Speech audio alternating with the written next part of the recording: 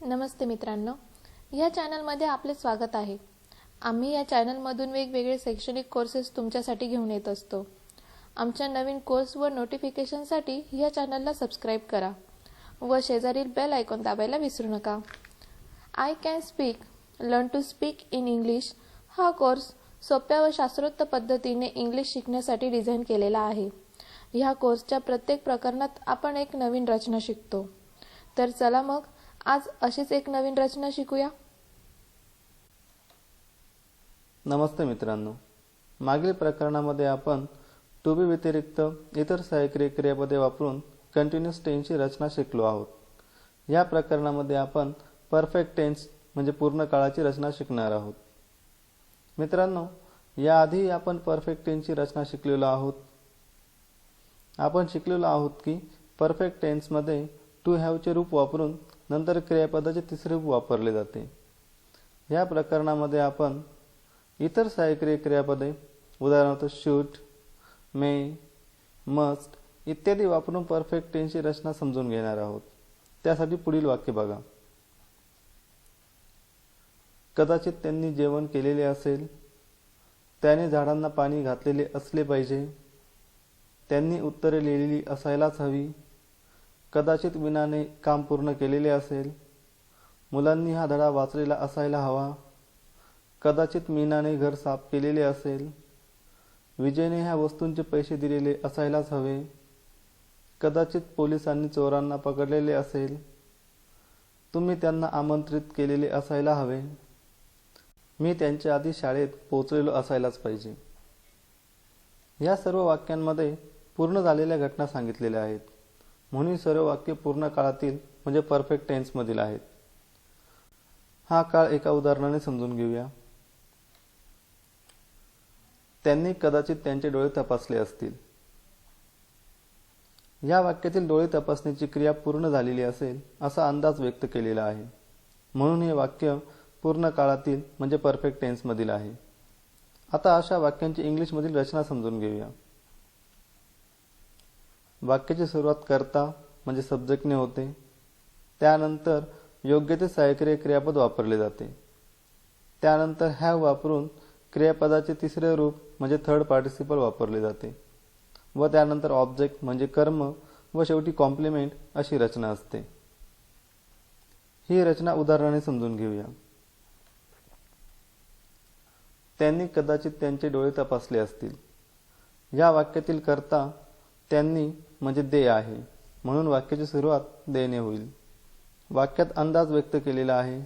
आपल्याला माहितीच आहे की अंदाज व्यक्त करण्यासाठी इंग्लिशमध्ये मे हे सहाय्यक क्रियापद वापरले जाते, म्हणून दे नंतर मे वापरले जाईल व त्यानंतर हॅव वापरले जाईल। वाक्यात तपासण्याची क्रिया आहे, म्हणून तपासणे किंवा चेक हे या वाक्यातील वर्ब आहे, म्हणून हॅव नंतर चेक ते थर्ड पार्टिसिपल चेक्ड वापरले जाईल व वर्ब नंतर वाक्यातील ऑब्जेक्ट त्यांचे डोळे म्हणजे देअर आईज येईल। रचनेप्रमाणे त्यांनी कदाचित त्यांचे डोळे तपासले असतील या वाक्याचे इंग्लिशमधील भाषांतर होईल they may have check their eyes. अजून एक उदाहरण बघूया। त्याने परीक्षेसाठी तयारी केलेली असायलाच पाहिजे। या वाक्यातील कर्ता त्याने म्हणजे ही आहे, म्हणून वाक्याची सुरुवात ही ने होईल। वाक्यात सक्ती व्यक्त केलेली आहे। आपल्याला माहितीच आहे की सक्ती व्यक्त करण्यासाठी इंग्लिशमध्ये मस्ट हे सहाय्यक क्रियापद वापरतात, म्हणून ही नंतर मस्ट वापरले जाईल व त्यानंतर हॅव वापरले जाईल। वाक्यात तयारी करण्याची क्रिया आहे, म्हणून तयारी करणे किंवा प्रिपेअर हे या वाक्यातील वर्ब म्हणजे क्रियापद आहे, म्हणून हॅव नंतर प्रिपेअरचे थर्ड पार्टिसिपल प्रिपेअर्ड येईल। वर्ब नंतर वाक्यातील कॉम्प्लिमेंट परीक्षेसाठी म्हणजे फॉर एन एक्झाम येईल। रचनेप्रमाणे त्याने परीक्षेसाठी तयारी केलेली असायलाच पाहिजे या वाक्याचे इंग्लिशमधील भाषांतर होईल he must have prepared for an exam. रचना व्यवस्थित समजण्यासाठी अजून एक उदाहरण बघूया। ती तिच्या आईशी बोललेली असायला हवी। या वाक्यातील कर्ता ती म्हणजे शी आहे, म्हणून वाक्याची सुरुवात शी ने होईल। वाक्यात अपेक्षा व्यक्त केलेली आहे। आपल्याला माहितीच आहे की अपेक्षा व्यक्त करण्यासाठी इंग्लिशमध्ये शुड हे सहाय्यक्रिय क्रियापद वापरतात. म्हणून शी नंतर शुड वापरले जाईल व त्यानंतर हॅव वापरले जाईल. वाक्यात बोलण्याची क्रिया आहे म्हणून बोलणे किंवा टॉक हे या वाक्यातील वर्ब म्हणजे क्रियापद आहे. म्हणून हॅव नंतर टॉकचे थर्ड पार्टिसिपल टॉक्ड वापरले जाईल व त्यानंतर वाक्यातील कॉम्प्लिमेंट तिच्या आईशी म्हणजे विथ हर मदर येईल. रचनेप्रमाणे ती तिच्या आईशी बोललेली असायला हवी. या वाक्याचे इंग्लिशमधील भाषांतर होईल she should have talked with her mother. मित्रांनो, या रचनेचा सराव होण्यासाठी अजून काही वाक्यांचा अभ्यास करूया. अजयने गाडी झाडाखाली पार्क केलेली हवी. या वाक्याचे इंग्लिश भाषांतर होईल Ajay should have park a car under a tree. कदाचित त्यांनी सर्व प्रश्न सोडवलेले असतील. They may have solved all questions. Dinesh प्राचार्यांना भेटलेला असायलाच पाहिजे. Dinesh must have met the principal. कदाचित ढगांच्या मागे चंद्र उगवलेला असेल. The moon may have risen behind the clouds. त्याने ह्या महाविद्यालयात प्रवेश घेतलेला असायलाच पाहिजे. He must have taken an admission in this college. त्याने त्याच्या वडिलांना खरे सांगितलेले असेल.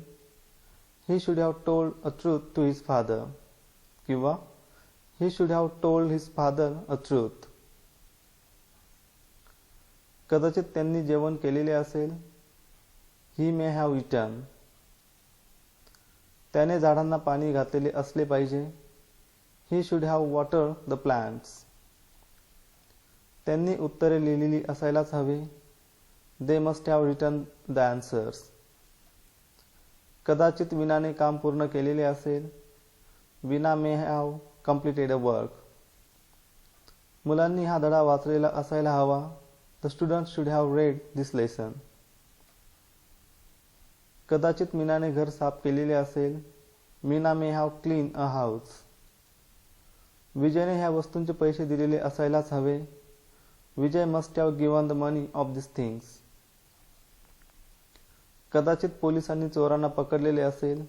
The police may have arrested the thieves.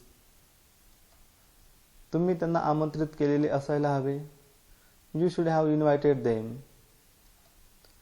मी त्यांच्या आधी शाळेत पोहोचलेलो असायलाच पाहिजे. I must have reach in a school before them. मित्रांनो, आतापर्यंत बघितलेली सर्व वाक्ये वर्तमान काळातील होती.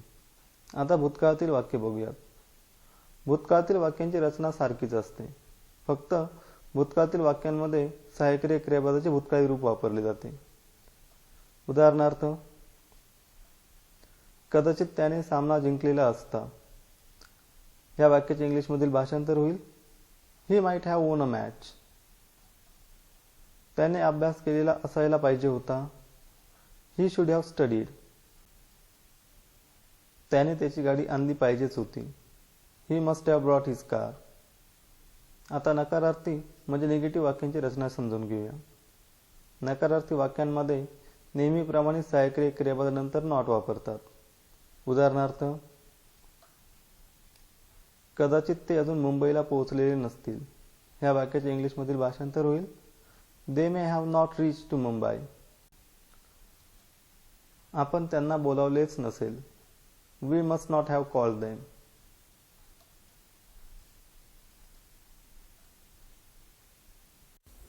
मित्रांनो, अपेक्षा आहे की तुम्हाला माहिती समजली असेल. काही शंका किंवा अभिप्राय असतील तर तुम्ही कमेंटमधून आम्हाला पाठवू शकतात. आम्ही नक्कीच आपल्याला प्रतिसाद देऊ. आता तुमच्या मोबाईलमधील आय कॅन स्पीक ॲपमध्ये जाऊन ह्या प्रकरणाची माहिती वाचा व त्याखालील सराव पूर्ण करा, म्हणजे तुम्हाला अजून चांगले समजेल. अजूनही तुम्ही चॅनलला सबस्क्राईब केले नसेल तर सबस्क्राईब करा आणि व्हिडिओला लाईक करून शेअर करा. पुढील प्रकरणात एक नवीन रचना शिकण्यासाठी परत भेटूया. धन्यवाद.